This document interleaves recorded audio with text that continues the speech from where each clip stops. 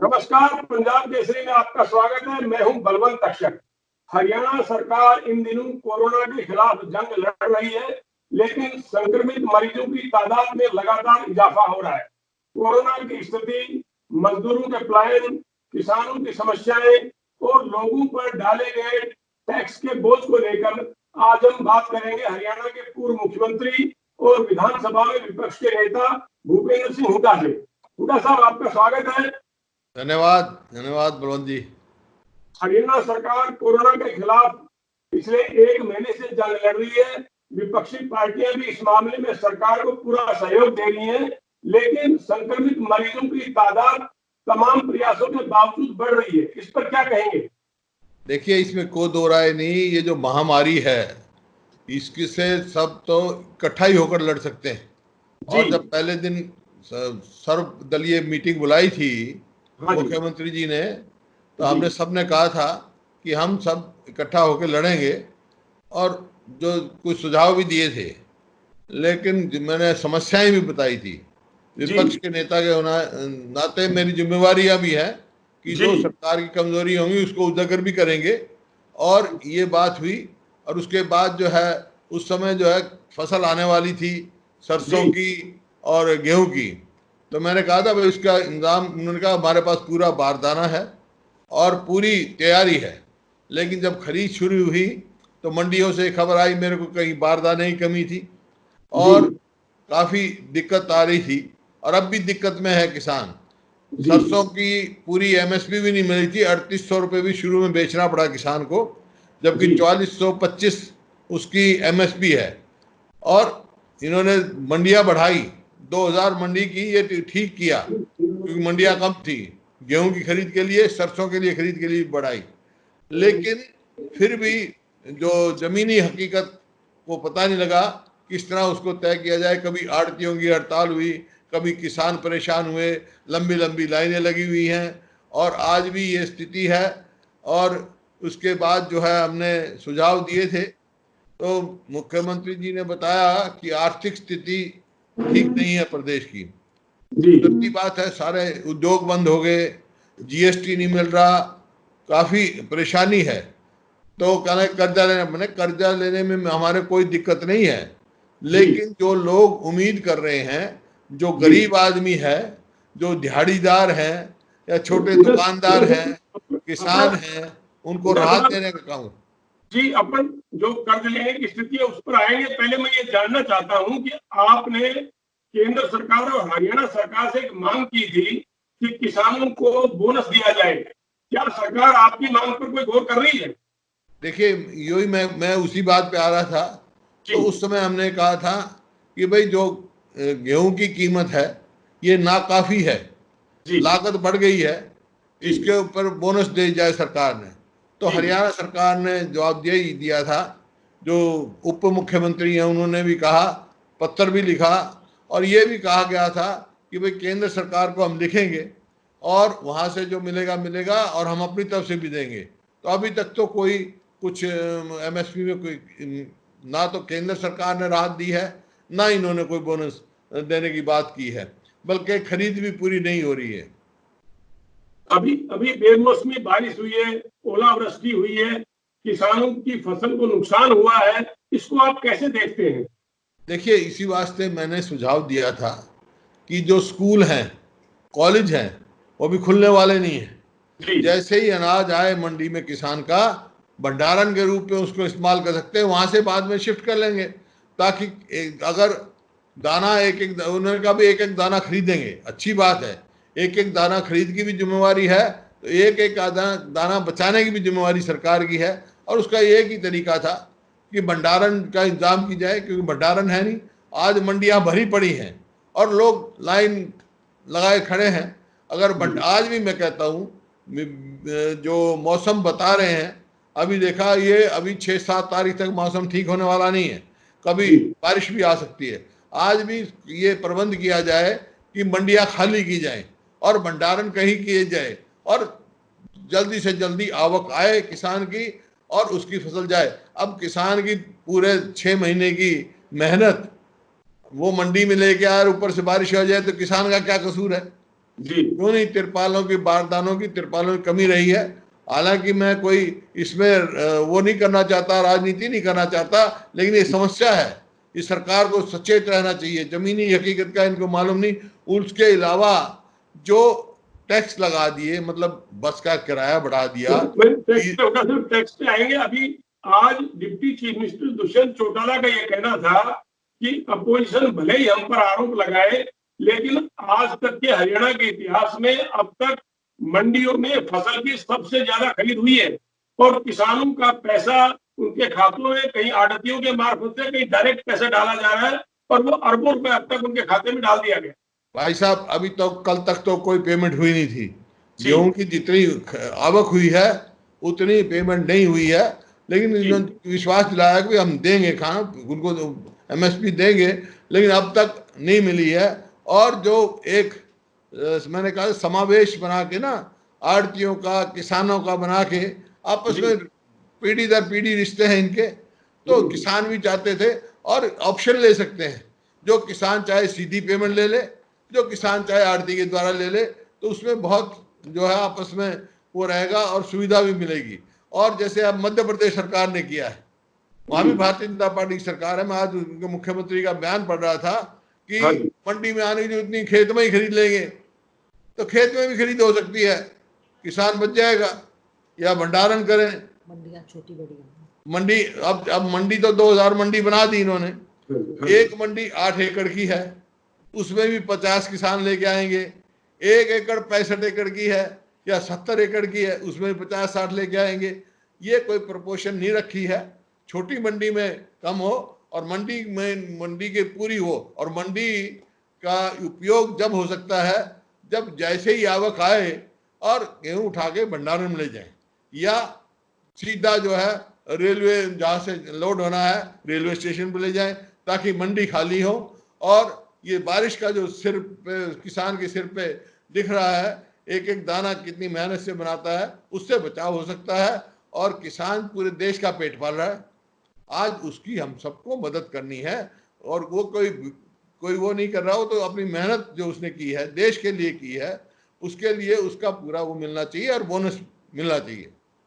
हुड्डा साहब, आर्थिक गतिविधियां कोरोना संकट की वजह से ठप पड़ी है। कोरोना संकट की वजह से स्टेट में आर्थिक गतिविधियां बिल्कुल ठप पड़ी हैं और मुख्यमंत्री ने लोगों से इस संकट की स्थिति में दान की अपील की थी। कर्मचारी हो चाहे आम आदमी हो चाहे इंडस्ट्रियलिस्ट हो, सबने अपनी तरफ से सरकार के खाते में जो जमा करा सकते थे कराया है। इस सब के बावजूद मंत्रिमंडल की बैठक में बसों का किराया बढ़ा दिया गया, फलों और सब्जियों पर टैक्स बढ़ा दिया गया, शराब पर कोरोना सेस लगा दिया गया, पेट्रोल डीजल के दाम बढ़ा दिए गए। ये इस तरह का बोझ सरकार ने क्यों डाल दिया आम आदमी पर? देखिए, जहां तक शराब पे बढ़ाया है वो बढ़ाएं, कोई दिक्कत, शराब पे बढ़ाएं, सिगरेट पे बढ़ाएं, आपके ये तंबाकू पे बढ़ाएं, कोई दिक्कत नहीं है। लेकिन जो बस का किराया बढ़ाया है, मंडी सब्जी मंडियों में टैक्स लगाया है, और जो ये किया, ये सब गरीब आदमी बोझ डालने की पड़ेगी, किसान पे बोझ पड़ेगी। डीजल का बढ़ा दिया। अब डीजल तो पहले ही महंगा है, किसान को तो अब डीजल की जरूरत है। तो कम से कम किसान को डीजल से राहत दी जाए, डीजल के उसको किया जाए, उसके ऊपर बोझ ना जाए, लागत ना बढ़ी जाए, उसको अपनी लागत भी नहीं मिल रही। तो ये मेरा ये है, उम्मीद रखता हूं कि सरकार ये अपना फैसला वापस ले। हुड्डा साहब, एक तरफ लोगों से दान लिया गया, देखिए, बल्कि ये फैसला लेने के लिए की वजह जो इसकी वजह और कुछ उनको राहत देनी चाहिए थी, ये फैसला नहीं लेना चाहिए थे। आज डिपो पे राशन नहीं, और गरीब आदमी जो मतलब किसान है या गरीब आदमी है जो बिजली का बिल दे रहे हैं, मैंने कहा था भाई 3 महीने का गरीब आदमी से बिजली का बिल ना ले। मान लो जैसे कोई बार्बर की दुकान है, उसकी बेचारे की दुकान तो चल नहीं रही, जो ऑटो रिक्शा चलाता है उसकी ऑटो रिक्शा तो चल नहीं रही, उनको राहत दे। उनका बिजली का बिल तो वो मिनिमम फिक्स कर लें, 300 यूनिट तक जो जलाता है महीने का, या 400 यूनिट तक जलाता है, उसको बिजली में राहत दें। सरकार को अब राहत देने का काम करना चाहिए। उसके लिए कर्जा लेने की जरूरत पड़े तो हमारे कोई इतराज नहीं। राहत दी नहीं और कर्जा लिए तो उसका तो कोई लाभ नहीं। हुड्डा साहब, आपको कर्ज लेने पर ऐतराज नहीं है, अच्छी बात है, लेकिन देखिए एक तरफ लोगों से दान नहीं, लिया गया। मेरे को कर्ज लेने में जब ऐतराज नहीं है, जब राहत दें, राहत नहीं दी बल्कि और टैक्स लगा दिया गया। इस टाइम उसके गरीब आदमी पर बोझ नहीं दिया लादा जा सकता। वो ऑलरेडी समस्या में है, वो परेशान में है, किसान भी परेशानी में है, गरीब आदमी परेशानी में है।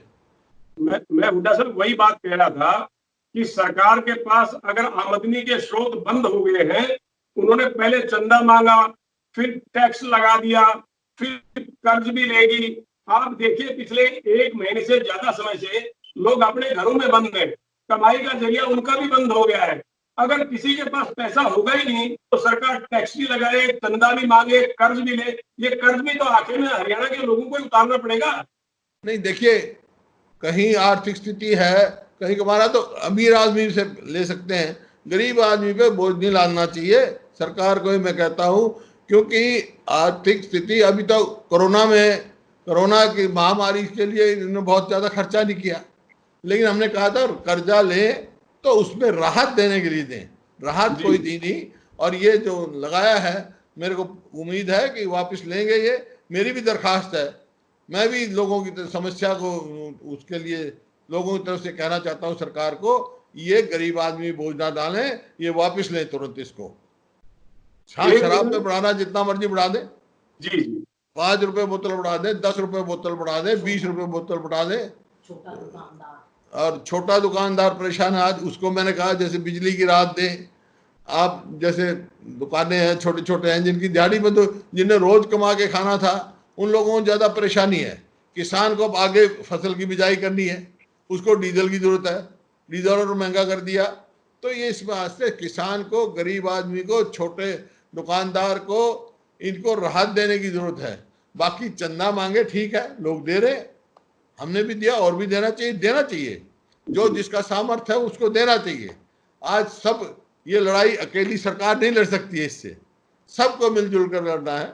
आज आप बैठे पत्रकार भाई हैं, इनको भी तो बाहर जाना पड़ता है, इनको भी जगह जगह जाना पड़ता है, अपनी जान हथेली पे लड़ के लोगों की बात उठाते हैं। आज हमारे पुलिस कर्मचारी हैं, वो भी तो अपनी जान हथेली भी लड़ रहे हैं, जितने स्वास्थ्य कर्मचारी हैं और जो अपने सफाई कर्मचारी हैं। जैसे उन्होंने कहा स्वास्थ्य कर्मचारी को डबल देंगे, तो इस तरह सफाई कर्मचारियों को भी, पुलिस वालों को भी तनख्वाह, उनको प्रोत्साहन देना चाहिए, डबल तनख्वाह करनी चाहिए। हुड्डा साहब, इस कोरोना संकट की वजह से बड़ी तादाद में लोगों की नौकरियां जाने का खतरा है प्राइवेट उद्योगों में, प्राइवेट इंस्टीट्यूशंस में। कोरोना संकट की वजह से प्राइवेट जो उद्योग है उनमें बड़ी तादाद में लोगों की नौकरियां जाने का खतरा है। हरियाणा सरकार ने भी इस संकट की घड़ी में जो डेली वेजेस कर्मचारी थे, जो टेम्परेरी कर्मचारी थे, उनकी छंटनी की खबरें आ रही है। जगह जगह लोग सरकार के खिलाफ प्रदर्शन कर रहे हैं।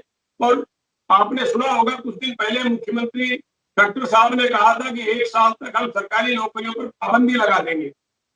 सरकार प्राइवेट इंस्टीट्यूशन से तो कहती है कि उनको तनख्वाह दो, उनकी नौकरी मत लो, लेकिन खुद छटनी करने पे लगी हुई है। इस पे क्या कहेंगे आप? देखिए, जो कहा था मुख्यमंत्री जी ने, मैंने बात की थी उनसे, तो उन्होंने कहा, फिर कहा ऐसी बात नहीं है, ये हम भर्ती बंद नहीं करेंगे 1 साल के लिए। पहले ये आया था बयान, मेरी समझ में यही आया था, लेकिन जब हमारी मीटिंग उन्होंने कहा ऐसी कोई बात नहीं है। लेकिन जो कर्मचारी हैं, जो अस्थायी कर्मचारी हैं, कॉन्ट्रैक्ट पे बैठे हैं, उनकी छटनी नहीं करनी चाहिए। इस समय तो मदद करने की जरूरत है, उनके पास कोई काम नहीं, धंधा नहीं, तो ये सरकार को मदद करनी चाहिए अब, बल्कि और रोजगार पैदा करने चाहिए। जो छोटे उद्योग हैं, लघु उद्योगों को कुछ इन्होंने राहत दी है और देनी चाहिए। वहाँ ऐसे माहौल बनाना चाहिए ताकि उद्योग शुरू हो सके, लोगों को रोजगार मिल सके। आज हरियाणा से करोड़ों लोग जो है बेरोजगार हो चुके हैं, लाखों लोग बेरोजगार हो चुके। ये हुड्डा साहब, जो औद्योगिक इंस्टीट्यूशंस हैं उनको तो सरकारें आर्थिक पैकेज दे देती हैं, और जो गरीब लोग हैं उनके खाते में प्रधानमंत्री पैसा डाल रहे हैं। ये मध्यम वर्ग की तरफ कोई भी सरकार ध्यान क्यों नहीं देती? वही मैं कह रहा हूँ, आज जो मध्यम वर्ग है, गरीब आदमियों को भी पूरी राहत की जरूरत है। और जो ये कह रहे हैं भाई हम मध्यम वर्ग को भी आज राहत की जरूरत है, क्योंकि उनका तो रोज का धंधा था, छोटे दुकानदार है जैसे, या जो कोई जैसे मैंने कहा बार्बर शॉप है किसी की, कोई जूते का काम करता है, वो रेडी चलाता है, कोई फेरी चलाता है, जिनका रोज के रोज सुबह मतलब शाम को कमाते थे खाते थे, ऐसे वर्ग की राहत की जरूरत है, ऐसे वर्गों को राहत देनी चाहिए। दूसरा क्या है कि जो प्रवासी मजदूर थे हुड्डा साहब, वो अपने अपने राज्यों की तरफ भाग रहे हैं। क्या आपको लगता है कि वो मजदूर जो उत्तर प्रदेश बिहार चले जाएंगे वो हरियाणा में दोबारा से जल्दी से लौट आएंगे? देखो जी, ये बड़ा जो समस्या पैदा होगी पूरे देश में पैदा होगी ये, क्योंकि आज लोगों को लग रहा है जा रहे हैं अपने, हालांकि अब केंद्र सरकार ने कहा भाई कैसे जाएंगे, रेलवे का भी किया है, लेकिन बहुत सारे लोग तो पैदल चले गए, वो रास्ते में बेचारे मर भी गए, क्योंकि उनको यहाँ ही किसी प्रकार से रखा जाए, उनको पूरी सुविधा दी जाए तो बेहतर होगा, क्योंकि वापस आना फिर बड़ा मुश्किल हो जाएगा। आपको क्या लगता है कि लॉकडाउन की घोषणा से पहले प्रवासी मजदूरों को उनके गांवों तक जाने की सुविधा नहीं उपलब्ध कराई जानी चाहिए थी?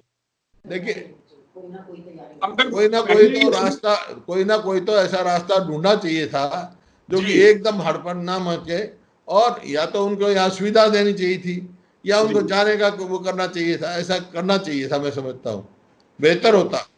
जी, आपको क्या लगता है कि लॉकडाउन की खत्म होने की घोषणा के बाद हरियाणा को वापस विकास की गति पे लौटने में कितना वक्त लगेगा? देखो जी, इसमें समय लगेगा, क्योंकि सभी उद्योग बंद है। मेरे पास जो लघु उद्योग वाले हैं उनकी एसोसिएशन का भी टेलीफोन आता है, उनसे बात होती है, और जो दूसरे उद्योग वाले भी थोड़े जो मिडिल क्लास है उनका भी आया, वो समस्या में है, उनका भी तनख्वाह तो हमने 1 महीने की दे दी, अगले महीने की हमारे पास है नहीं, बैंक दे नहीं रहे हैं, तो समस्या में तो है। और जब तक दोबारा शुरू नहीं होगा, पूरी तरह नहीं होगा, तो टाइम लगेगा। इसमें कोई एक दिन में, अभी तो महामारी से लड़ने में ही टाइम लग रहा है, अब ये कितने दिन तक अपने को लड़ना पड़ेगा कह नहीं सकते हैं, और ये लड़ाई पूरी होगी तो उसमें आर्थिक जो मंदी आएगी वो बहुत उसके लिए फिर से लड़ाई अपने को लड़नी पड़ेगी, पूरा प्रयास करना पड़ेगा, टाइम समय इसमें काफी लगेगा। शुक्रिया हुड्डा साहब हमसे बात करने के लिए। धन्यवाद बहुत बहुत बलवंत जी।